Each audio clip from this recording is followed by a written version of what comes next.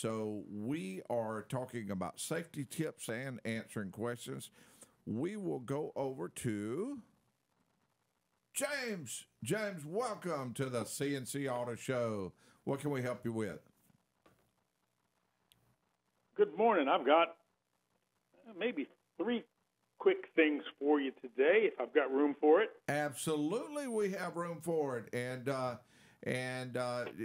somebody answered our first tech tip quiz. So if you decide to answer the second, you're welcome there also. And we're ready for your tips.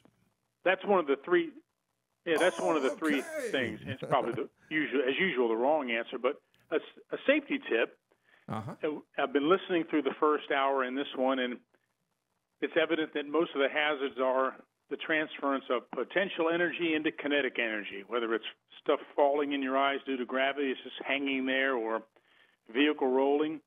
Mm-hmm. So one of the things that comes to my mind is an additional type of potential energy, and that's the energy that's present under spring pressure, suspension parts, let's say.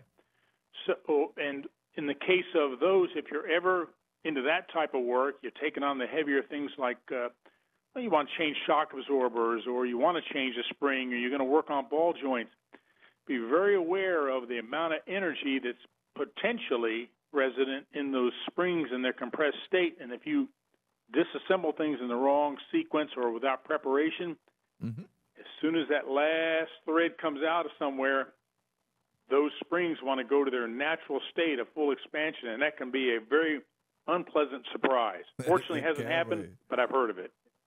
Your first instinct to say, I wish I could put this back. But once the spring is sprung, it's too late.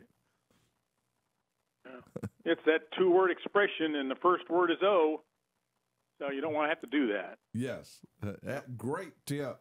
And just in general, especially working on suspension products, there's got to be a spring under there somewhere. Either it's a torsion arm, or it's a coil spring, or it's a leaf spring, but there's got to be something under there somewhere, and you can bet it can hurt you if you let it.